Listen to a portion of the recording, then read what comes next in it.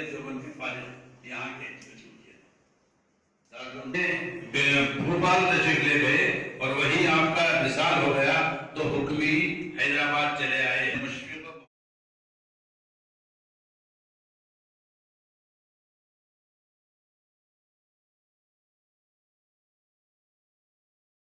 کی اپنی ایک تاریخ ہوتی ہے. اس طرح سے جو ہے بنگلور شہر جو ہم رہ رہے ہیں، جہاں پر ہم نے تعلیم حاصل کی ہے، جہاں پر ہم اپنی روزگار کے تعلق سے بھی ہمارا کاروبار چلا رہے ہیں، اس کے تعلق سے جو ہے ہم کو اس کی تاریخ تو معلوم ہونی چاہیے نا، ہماری معلوم کر کے اس نئی نسل تک ہم کو پہنچانا.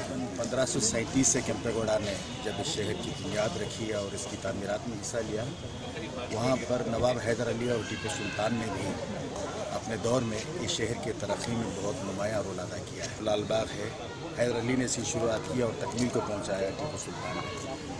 بنگلور کے سٹی مارکیٹ میں جو ہم قلعہ دیکھتے ہیں اس کی تاریخ تو تقریباً 500 سال پرانی ہے، مگر وہ مٹی کا ہوا کرتا تھا. پتھر کی عمارت اس کو حیدر علی نے بنوائی اور اس کو مزید پختہ کیا ٹیپو سلطان نے. بنگلور کا قلعہ اتنا وسیع تھا کہ آج ہم ٹیپو سلطان کا سمر پیلس دیکھتے ہیں، وہ بھی قلعے کا حصہ ہوا کرتا تھا. وہاں ٹیپو سلطان گرمی کے دنوں میں اپنا دربار چلایا کرتے تھے.